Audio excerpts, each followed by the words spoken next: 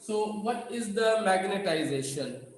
The magnetization is simply defined as the magnetic dipole moment per unit volume is known as magnetization. So magnetization is denoted by a letter M, which is defined as the magnetic dipole moment per unit volume.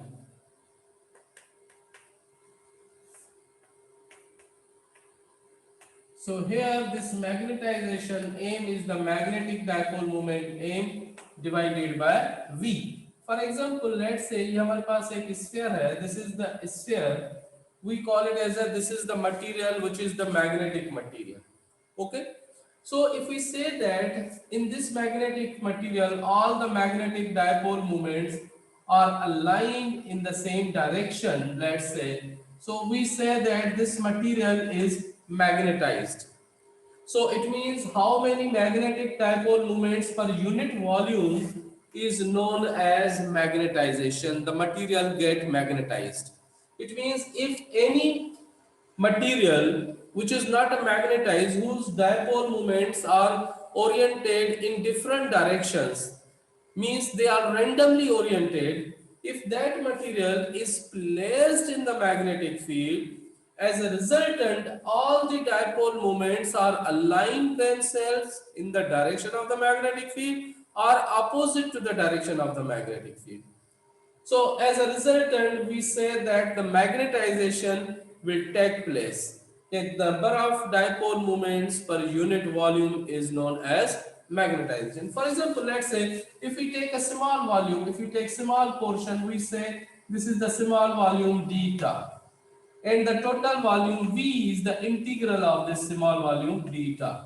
So this dipole moment can be written as m over integral into theta, because this is the total volume which is the sum of the small volume. If this symmetry is the uniform symmetry, then summation can be written in the form of integration. If the symmetry is a non-uniform, then this can be written like that. V can be written like summation of the small volume element. This is for discrete distribution of the volume. This is for the uniform distribution. The summation can be written if we have a non-uniform volume element, but if we have a uniform volume elements, then the summation can be written in the form of the integration. So here, the by cross multiplication through this relation, the M can be written as magnetic dipole moment can be written as a magnetization into d theta. So this is known as the magnetization. It means the magnetization is defined as the magnetic dipole moment per unit volume. It means if we say that this is the substance whose one of the atom has a dipole moment in this direction, other has a dipole moment in this direction, someone has a dipole moment in this direction, someone has a dipole moment on this direction. If this placed in the magnetic field B, as a resultant, all the dipole moments are aligned in the same direction. So as a resultant, we say that the material is magnetized, and this magnetized material is known as a magnetic dipole moment per unit volume.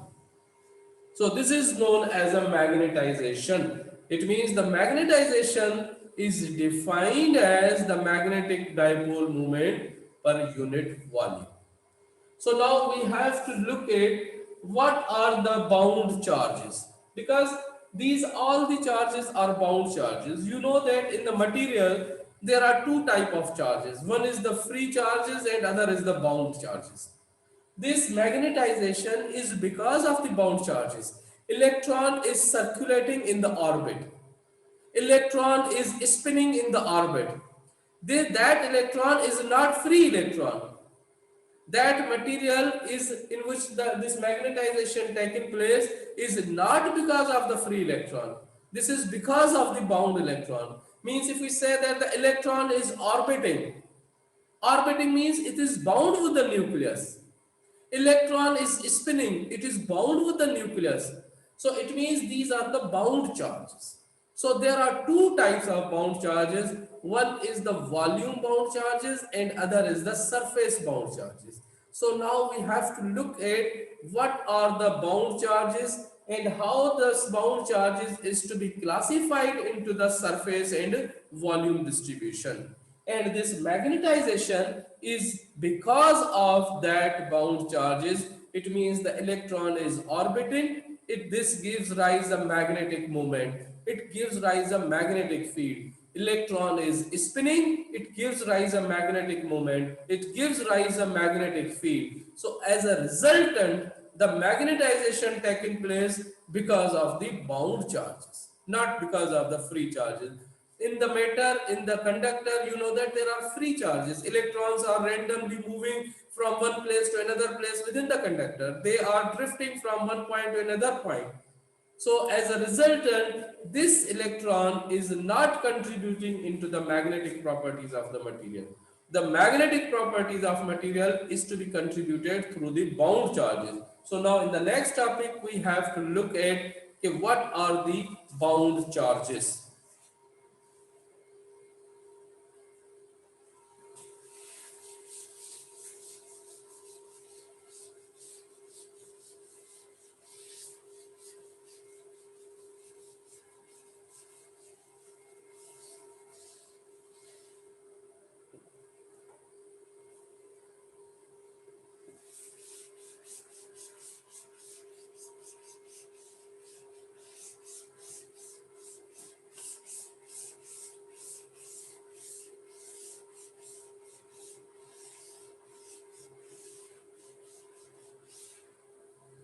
So here bound charges.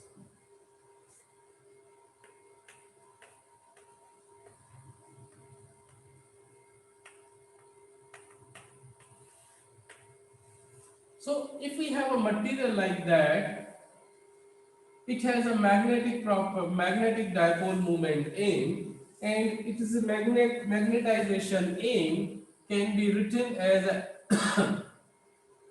is the magnetic dipole moment per unit volume, and this M it can be written as an integral of M into d tau.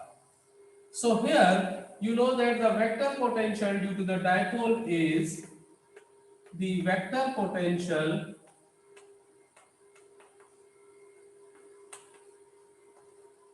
due to dipole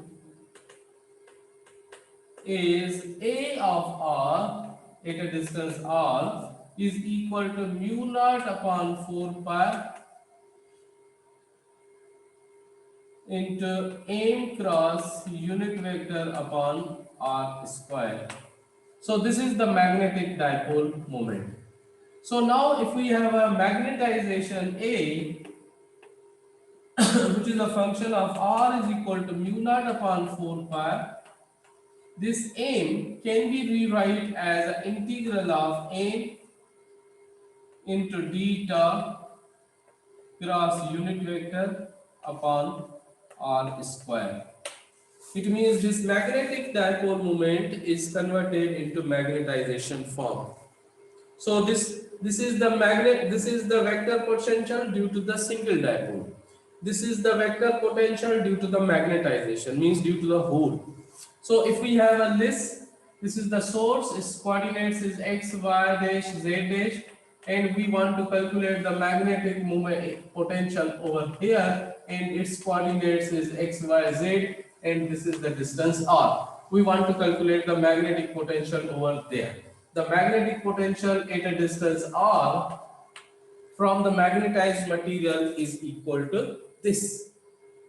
So this can be rewrite as A of r is equal to mu naught over 4 pi into integral m cross unit vector r upon r square into d tau. Here this can be written as A unit vector is equal to mu naught over 4 pi. This equation can be written as m cross, this is equal to del of 1 upon r into d tau. This is the source coordinate, because this This I have just put it the value of this over replaced by this, because here I know that del 1 upon r is equal to unit vector upon r square. This is one of the vector identity. So I have replaced this into this. So now I have to simplify this equation. This is the vector triple integration. This is m is a one vector, this del is another vector, and this 1 upon r is the scalar. So we have a vector triple product, sorry, scalar triple product. So now here we have to use a vector identity. So here using a vector identity, using vector identity, which is equal to the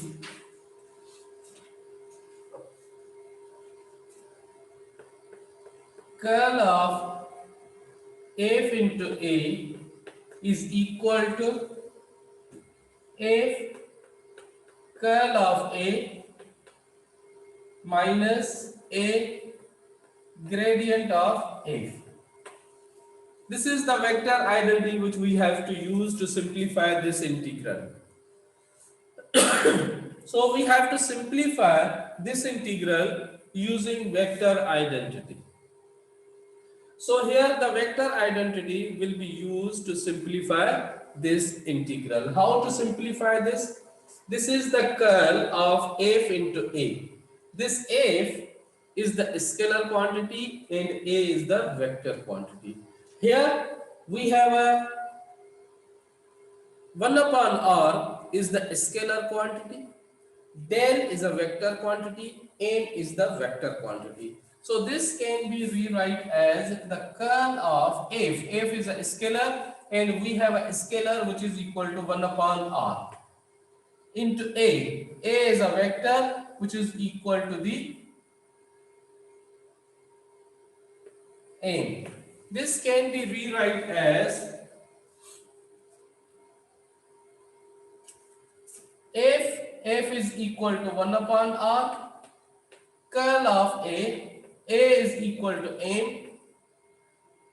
So we can write curl of m minus a is equal to 1, a is equal to m into gradient of f is equal to 1 upon r. So I have simplified this equation. I have just write here f is equal to 1 upon r and a is equal to m. It means this f is a scalar which is equal to 1 upon r and a is a vector which is equal to 1 upon m. So bring this into this side and this into this side. So here m, this can be bring into this side, m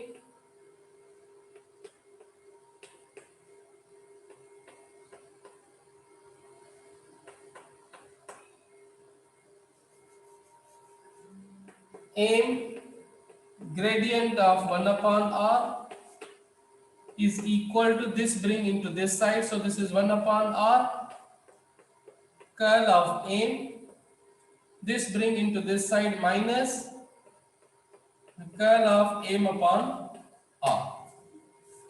So this is the same thing over here.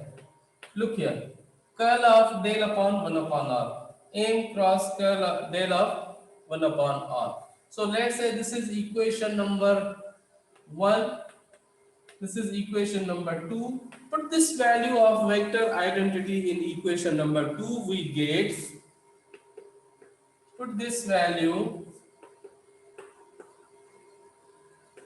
in equation 2, we get, so this a which is a function of r is equal to mu naught upon 4 pi. Here put this value of m cross del of r, m cross del of 1 upon r, and this is equal to this, is equal to 1 upon r curl of m minus curl m upon r into this d term.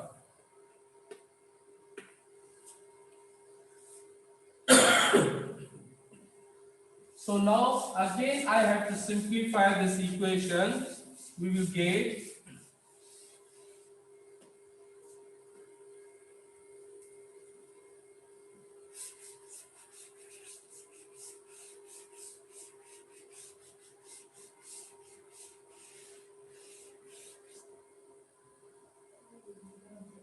simplifying this equation.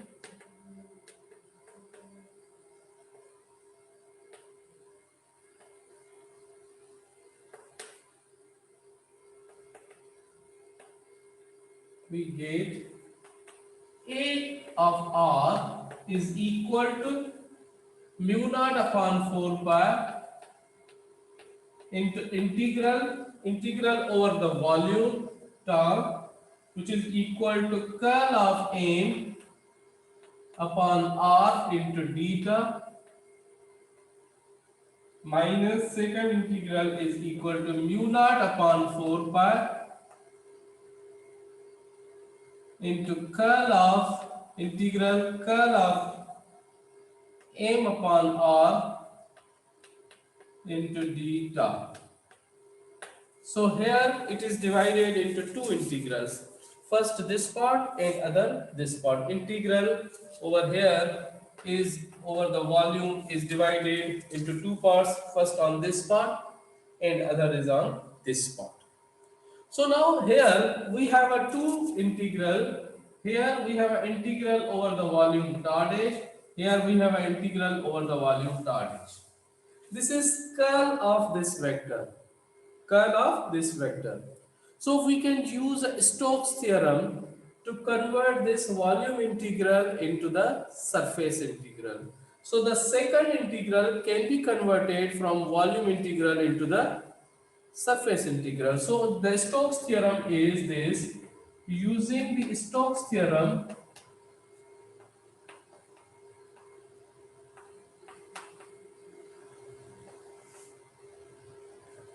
to convert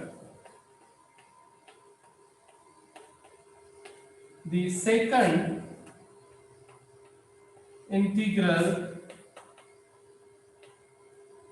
volume integral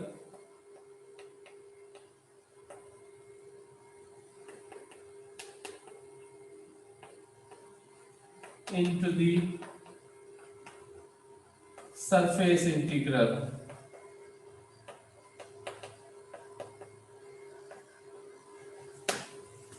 So here Stokes theorem is this.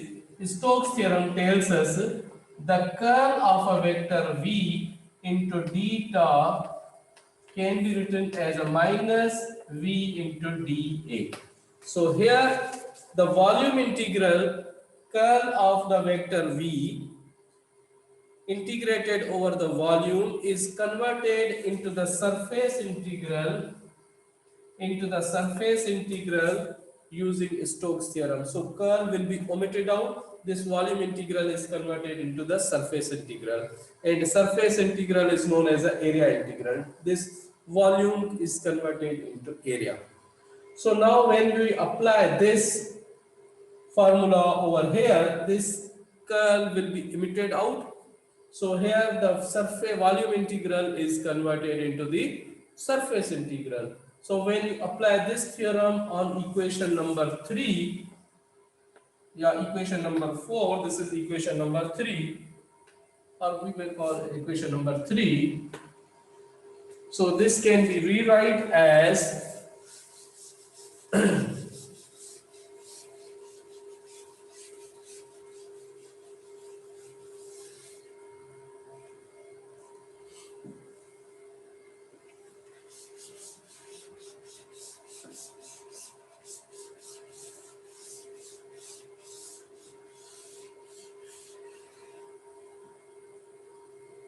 so the equation number 3 will become the equation 3 become A of R, vector potential of R is equal to mu naught over 4 pi. This curl of M upon r into theta. This is over volume integral. Minus minus becomes plus, minus minus becomes plus, mu naught over 4 pi. This curl becomes v, and this can be written as m upon r. This can be multiplied with a unit vector, or we may call it as a n vector upon r into d. This volume integral is converted into the surface integral. So this m multiplied r, showing the direction of m is along reference axis. So here we have a two integral. This is called the volume integral, and this is called the surface integral.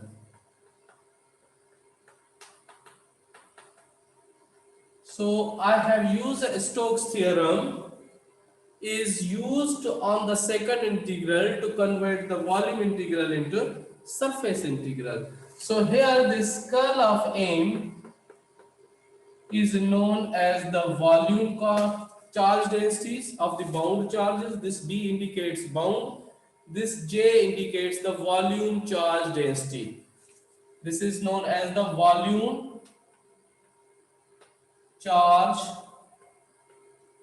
density of the bound charges.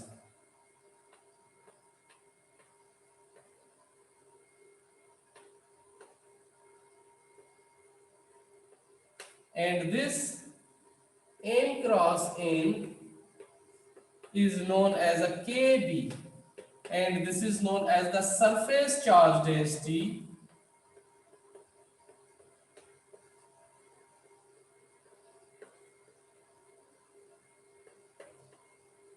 of the bound charges.